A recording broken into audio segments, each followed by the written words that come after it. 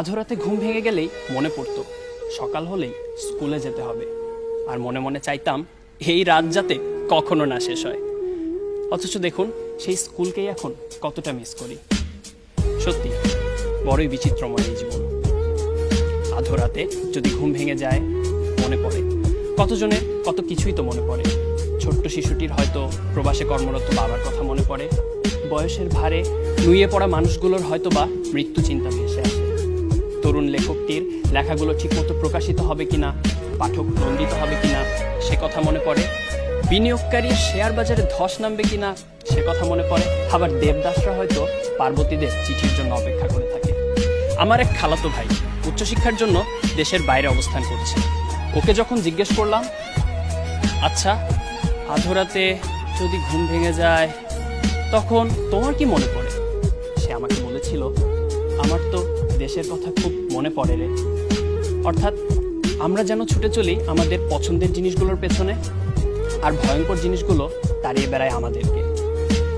তবে মাঝে মাঝে সত্যি খুব চিন্তা হয়। আধরাতে যদি ঘুম ভেঙে যায় আমার মনে পড়ে কাছে আবরার ফাহাদের মা, কাছে সীমান্তের ক্যাম্পগুলোতে মানবেতর জীবনযাপন করা প্রায় 10 লাখ রোহিঙ্গা জনগোষ্ঠী, যেখানে সদ্য জন্মগ্রহণ করা শিশুটিও জানে না কি ছিল তার অপরাধ। মনে পড়ে প্রায় 1 দশক ধরে কাছে সিরিয়ানরা, ওদিকে হৃদয়ের রক্তক্ষরণ যেন থামছেই না ফিলিস্তিনের অধিবাসীদের। মনে পড়ে কাছে কাশ্মীর, কাছে ইরাক, কাছে চেচনিয়া, বসনিয়া। আধরাতে যদি ঘুম ভেঙে যায় আমার মনে পড়ে পৃথিবী ভালো নেই, পৃথিবীর আজ বড় অসুখ। দেখা হলেও আলিঙ্গন করতে মানা, আটকা পড়ে গেছি 6 ফিট দূরত্বের এই পৃথিবীতে। গত প্রায় 1 বছর ধরে করোনা মহামারীতে আমরা সবাই হারিয়েছি অনেক কাছের কিছু মানুষকে। মন্থর হয়েছে অর্থনীতির চাকা, চাকরি হারিয়েছি অনেকে। এই দুর্যোগের মুহূর্তেও পরিবারের মুখে দুবেলা ভাত জোটাতে যারা বেরিয়ে পড়েন কর্মস্থলে, তাদের প্রতি আমার বিনম্র শ্রদ্ধা। আধরাতে ঘুম ভেঙে গেলে কখনো আবার আমি যেন বাংলা মায়ের হাহাকার শুনতে পাই। অজ্ঞতা, মাদকাসক্তি আমাদের প্রতিনিয়ত গ্রাস করে রাখে।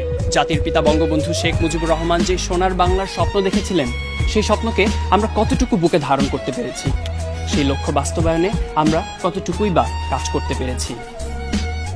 আধরাতে যদি ঘুম ভেঙে যায় আমার মনে পড়ে যেই ভূখণ্ড, যেই দেশের মাটির উপর আমি ঘুমিয়ে আছি, সেই দেশটা তো এমনি এমনি আসেনি। অনেক ত্যাগ, তিতিক্ষা আর রক্ত দিয়ে কিনতে হয়েছিল এই দেশটাকে। শহীদের রক্তের সেই ঋণ শোধ করতে হলে আমাদের সবাইকে এক হয়ে কাজ করতে হবে। জাতির পিতার জন্মশতবার্ষিকীতে এই হোক প্রতিটি বাঙালির অঙ্গীকার। আমরা এসেছি অনেক দূর, তবে যেতে হবে আরো অনেক অনেক দূর।